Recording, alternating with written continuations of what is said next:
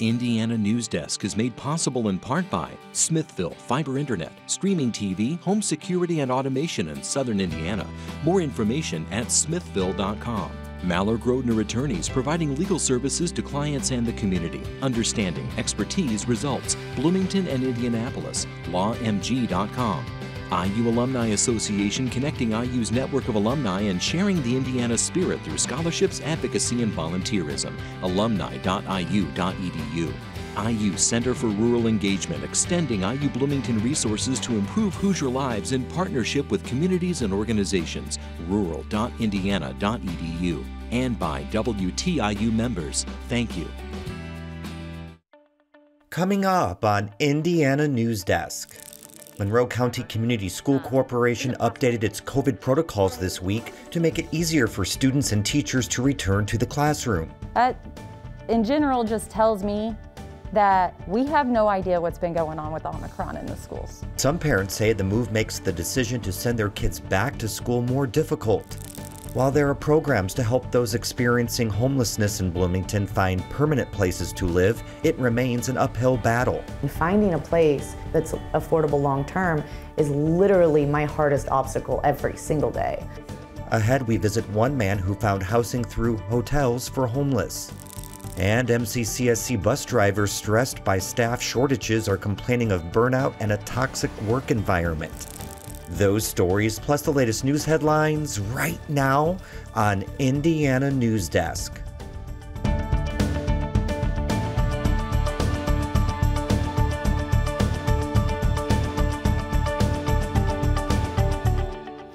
Welcome to Indiana Newsdesk. I'm Joe Wren.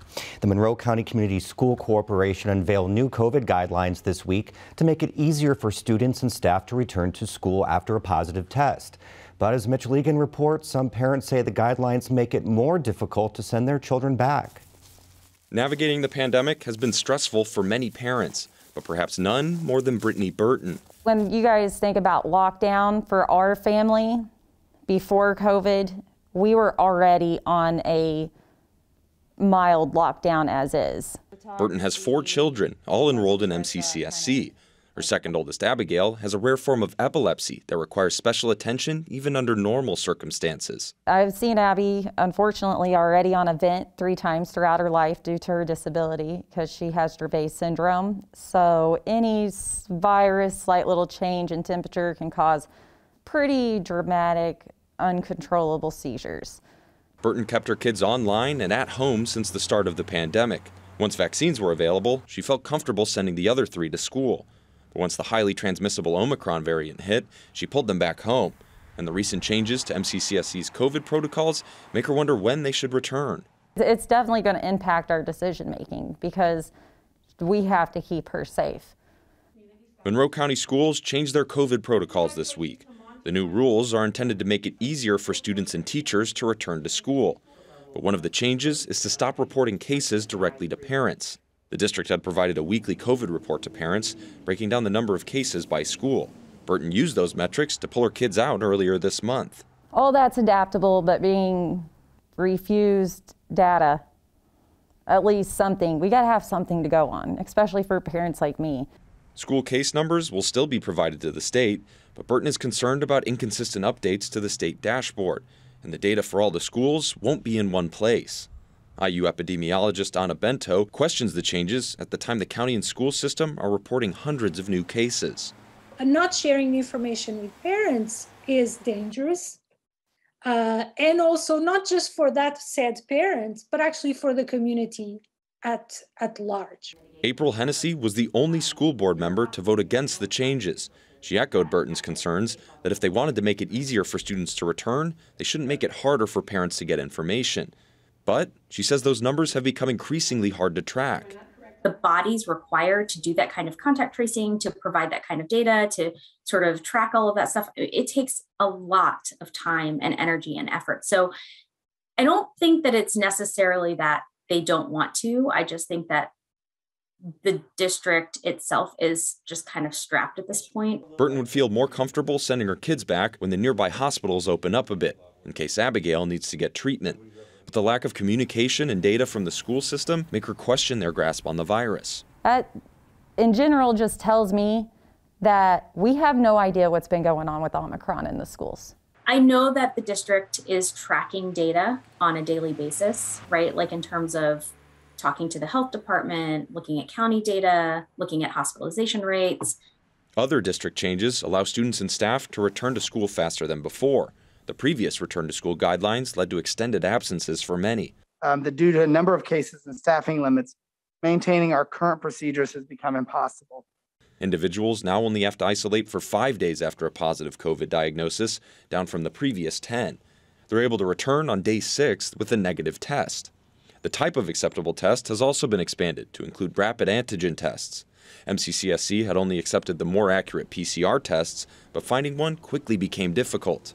The advisory committee is doing the best they can to balance what is accessible locally without having to go to other counties to keep our kids in school. Burton says she understands the need to be in school. Her kids are getting a bit stir-crazy at home, but making that decision has just become more difficult. For Indiana Newsdesk, I'm Mitch Legan. Well, just under 3,000 Hoosiers remain hospitalized with COVID-19. That number has been creeping downward from the record highs we saw 2 weeks ago. Almost 3/4 of those hospitalized with the virus are unvaccinated, and that number jumps to around 90% for those in intensive care units. Health experts continue to stress vaccines are the best protection against the virus as positive cases remain high due to the Omicron variant. We're joined now by Dr. Sean Granis, the Vice President for Data and Analytics at Regan Street Institute and Professor of Family Medicine at IU School of Medicine. Dr. Granis, thank you so much for being on the show. Thank you, my pleasure. So the study you co-authored for the CDC showed a pretty remarkable improvement in vaccine efficacy with the booster. Can you tell us just a little bit about the study and what it found? Sure. So we compared individuals who did not have a booster to those who did. And what we saw over time is during the first 6 months after getting the 2-dose vaccine, effectiveness for Omicron went down quite a bit. After 6 months, it dropped by another 10%. So effectiveness for Omicron for the 2-dose series was down in the 30 percentiles. With the booster shot, we actually saw the effectiveness increase by about 40 percentage points, back up into the 80s and 90%.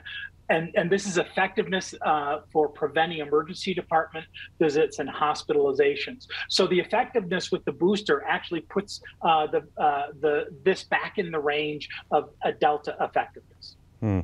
Is there any indication about how long the efficacy of the booster will stay at that level, or maybe how soon be looking at another booster? Sure. So we are tracking that data. Some of the publications that we're putting out right now, that publication last week was with hot off the press data.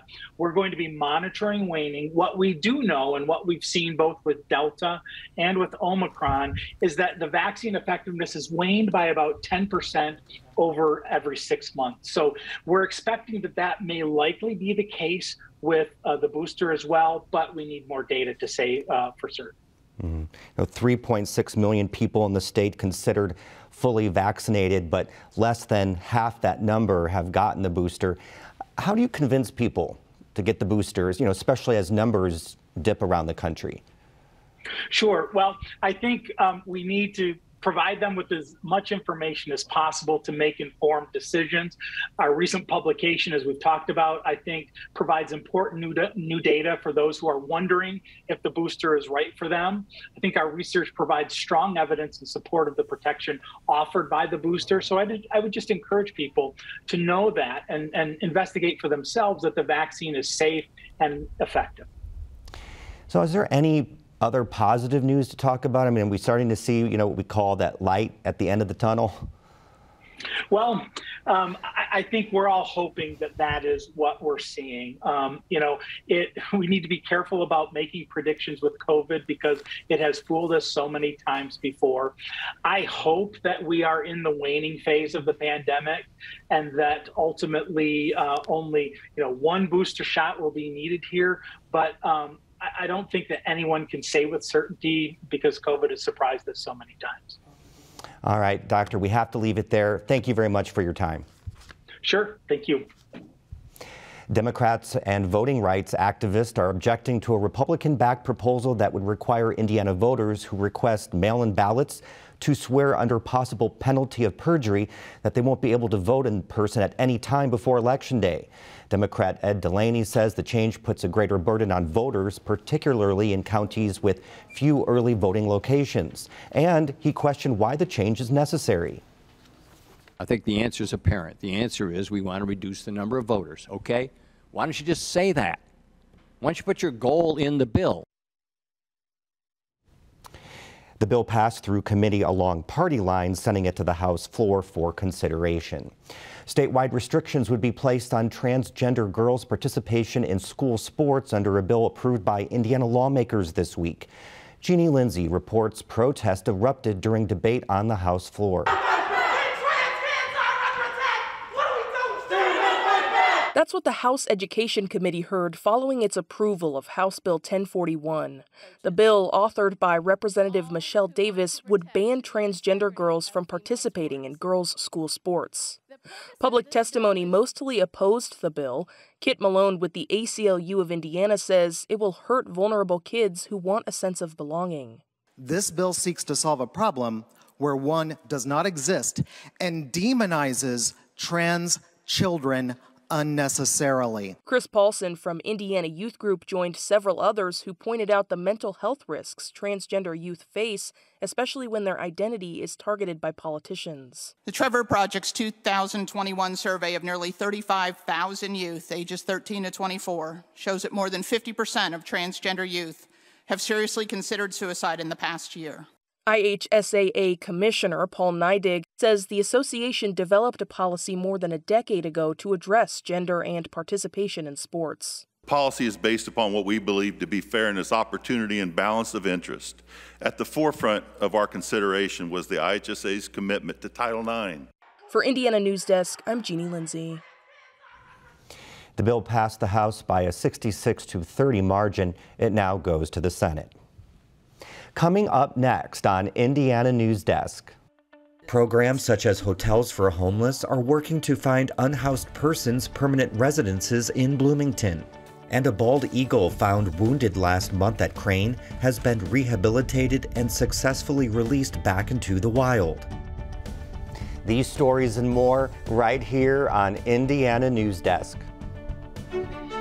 Year after year, PBS has been bringing you the news you trust. We care about the things that are going to affect the lives of each and every American. The in-depth analysis you need. What we normally see in these big crises. And the true stories that have to be told. We're a place that people can come not just to find out what happened, but why it matters. It's all thanks to the support of viewers like you.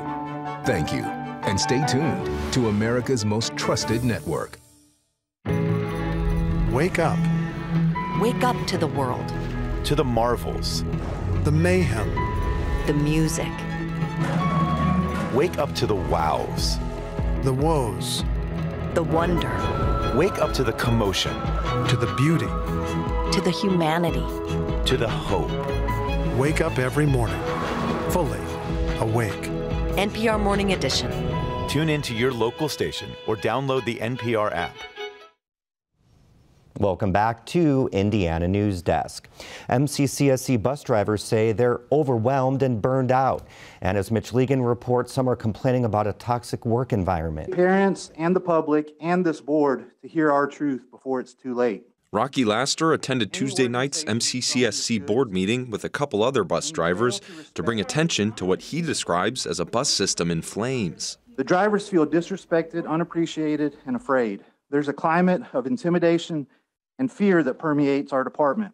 Many drivers have left because of this. According to Laster, over 40 bus drivers have left the system in the last year, and more are actively looking for other jobs. He says drivers are being stretched too thin and asked to drive multiple, unfamiliar routes, which creates safety concerns.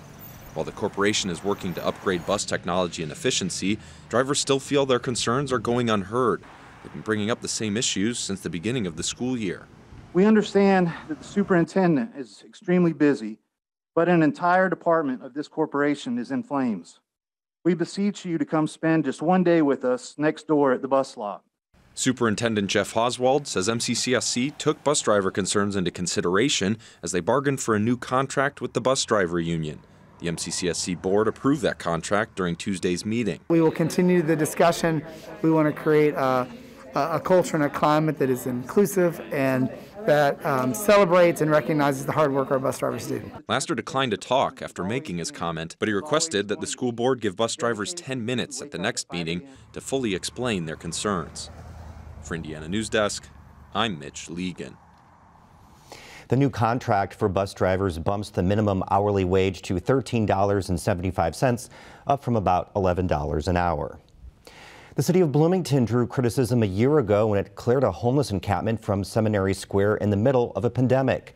Benta Boutier reports that more resources are available now for people experiencing homelessness than a year ago, but the community still has a long way to go. Jace moved to Bloomington over the summer and started out staying at friend's place. Before that, he'd been living in Columbus and stayed at a shelter there. It's been a couple years being homeless, so I've been to multiple towns, and Bloomington was about the only thing that had options left. Jace is a transgender man and is disabled. He says both factors have made finding shelter and housing difficult. When he got to Bloomington, he was accepted for Section 8 housing, but even with that, finding a landlord was difficult. I've run into being denied multiple times because I did not make enough. I did not have enough, or I didn't qualify. So with putting in all the effort and the work, I just kept getting the same answer. Then he heard about Hotels for Homeless, a local nonprofit that helps provide emergency housing for people experiencing homelessness.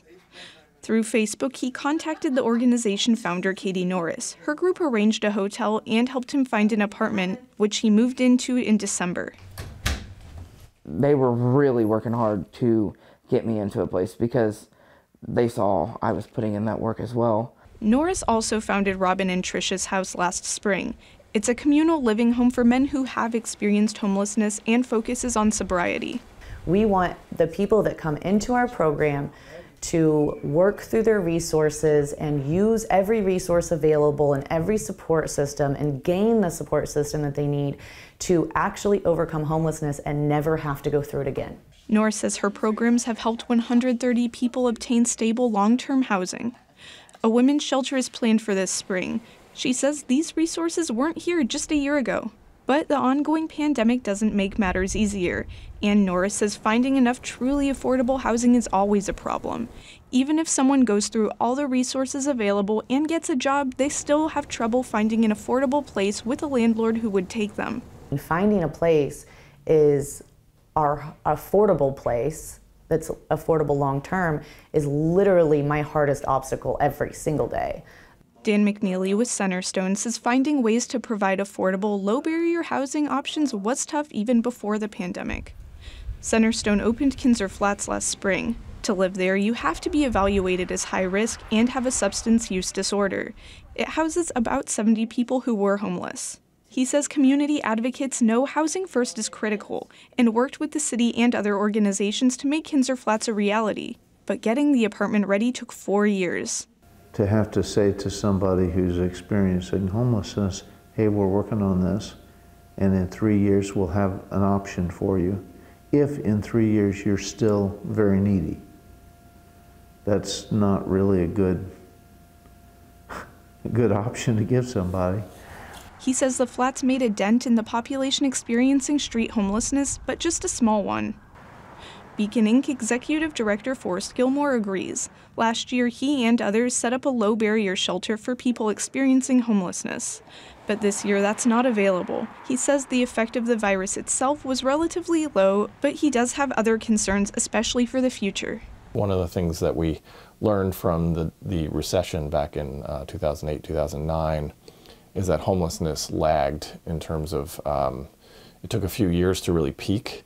And so I'm expecting the problems to continue over the next few years to be really challenging. A study from UC Davis, which surveyed people experiencing homelessness, found that most rated the economic fallout of the pandemic as a greater challenge than the virus itself. Heather Lakin and Mark Teller are leaders of the Bloomington Homeless Coalition. They say nothing has improved for people still living on the streets and in tents. Every few weeks we get reports of several people getting COVID and having to basically find their own little nook of a forest to hide out in, to isolate themselves. And they're expected to stay in isolation out in the wilderness. It's not possible when you have to stand in line for food. They're very concerned for the cold months ahead and what that means for people still unhoused.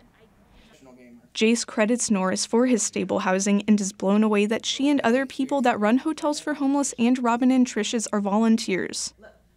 Now that he's housed, Jace wants to be an advocate in the community and share his story. His all-time biggest goal is to be a Twitch streamer for games like Call of Duty. But it doesn't hurt to try to just be kind and loving and caring and show that you understand somebody or you don't judge somebody, you know, sharing my story, you know, just anything that I could do that maybe saves a life. For Indiana Newsdesk, I'm Benta Boutier. Peru has been a circus stop since the late 1800s, and while the circus still comes to town, one of its main buildings is in need of major repairs. Phyllis Chaw reports. Intricately carved wagons, vibrant costumes, and decades-old circus posters are just a few of the artifacts at the International Circus Hall of Fame in Peru. Collections manager Shirley Griffin says many locals find their family history is often inextricably tied to the circus. You'd say most every family that's lived here for a while has some kind of connection to the circus, that they have good memories of it. The Hall of Fame is housed in an old barn that was once used as winter quarters to store and repair circus wagons. But as they prepare to celebrate its 100th anniversary in June, it's a barn that now needs fixing. The main beam is rotting, water leaks through the roof, and multiple windows may need to be replaced. Griffin says the main beam will cost upwards of $4,000 to replace, and she expects the cost for other repairs to be extensive. Last fall, as we received some very heavy rains and very strong winds all on the same weekend, we began to notice a lot of rain coming in along a major beam. That's a north-south beam that supports the whole of the barns. Griffin says many of the people in Peru were employed by the circus, whether it was farming feed for the animals, taking buckets of water to the elephants, performing, or fixing up the equipment. But it still continued to be considered the circus winter quarters, just because the barns were here, many of the buildings were here. And the local people have always been happy to have this circus heritage. The barns are national historic landmarks and are one of the few remainders of the days when the circus industry in Peru was booming. Within the walls of the peeling white barn is a rich visual history of the circus with models of the elephants and lion rings that once existed, costumes decorated with ostrich feathers, and posters of different performers. Peru hosts the Circus City Festival every summer, which keeps alive the circus tradition in the community. That love of the circus, I think, made many young people want to become performers. Many of the ones that now have an opportunity to become part of the amateur circus will say, my grandparents were in the circus. For Indiana Newsdesk, I'm Phyllis Chaw. The two circus barns were placed on Indiana Landmark's 10 most endangered list in 2019. And a bald eagle is once again back in its natural habitat at Crane after spending the past 7 weeks in captivity being nursed back to health. Pat Bean reports. Christmas finally came to the Crane Naval Surface Warfare Center Tuesday.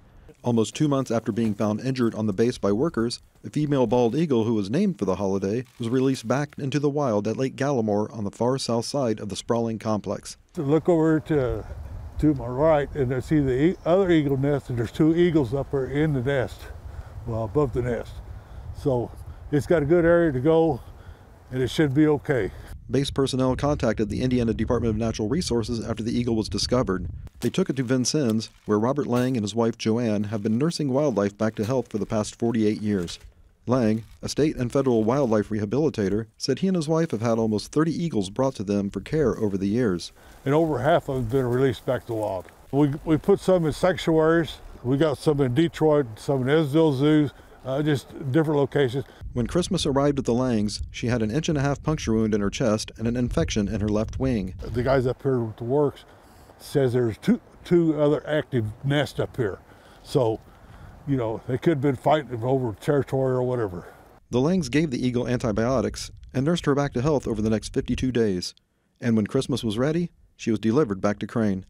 Brady Miller, the natural resources manager at Crane, says there have been 2 nesting pairs of eagles there since the mid-1990s. He says the eagles migrated from Lake Monroe, one of the sites where eagles were reintroduced into the state back in 1985.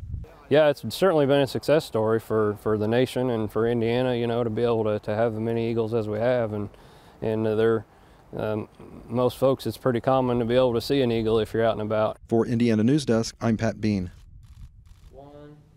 According to the Indiana DNR, there are now more than 350 nesting pairs of bald eagles in the state. That's the end of this program, but our work continues online as we cover the news throughout the week at WTIUnews.org. Have a great weekend. Indiana Newsdesk is made possible in part by Smithville Fiber Internet, streaming TV, home security and automation in Southern Indiana. More information at smithville.com.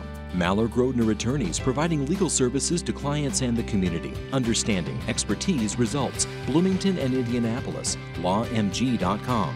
IU Alumni Association, connecting IU's network of alumni and sharing the Indiana spirit through scholarships, advocacy, and volunteerism. Alumni.iu.edu. IU Center for Rural Engagement, extending IU Bloomington resources to improve Hoosier lives in partnership with communities and organizations. Rural.indiana.edu. And by WTIU members. Thank you.